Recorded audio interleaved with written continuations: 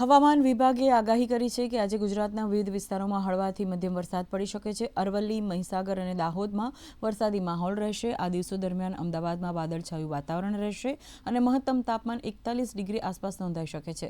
ચોમાસું હાલ રત્નાગીરી અને હૈદરાબાદ સુધી પહોંચ્યું છે અને નવા વેસ્ટર્ન ડિસ્ટર્બન્સને કારણે દક્ષિણ ગુજરાતમાં વરસાદી સિસ્ટમ સક્રિય રહેશે।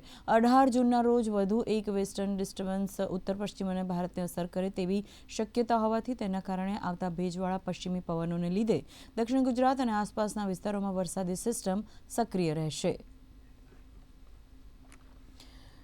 બીજી બાજુ ભારતીય હવામાન વિભાગે પૂર્વોત્તરના કેટલાક ભાગો અને પશ્ચિમ બંગાળના તરાઈ વિસ્તારોમાં આજે મુશળધાર વરસાદનું ઓરેન્જ એલર્ટ જાહેર કર્યું છે, જ્યારે દિલ્હી, હરિયાણા, ચંદીગઢ, પંજાબ, હિમાચલ પ્રદેશ અને ઉત્તરાખંડમાં વાવાઝોડું આવવાની સંભાવના વ્યક્ત થઈ છે। વેસ્ટર્ન ડિસ્ટર્બન્સની અસરથી રાજસ્થાનના ઘણા ભાગોમાં વરસાદ અને વાવાઝોડાનો સિલસિલો આગામી કેટલાક દિવસો સુધી ચાલુ રહેવાનું અનુમાન છે। રાજ્યના બિકાનેર, જયપુર, ભરતપુર, અજમેર, કોટા અને જોધપુરના કેટલાક ભાગોમાં આગામી 2 થી 3 દિવસ સુધી વરસાદ ચાલુ રહેવાની સંભાવના છે। આ દરમિયાન 50 થી 70 કિલોમીટર પ્રતિ કલાકની ઝડપે પવન ફૂંકાઈ શકે છે।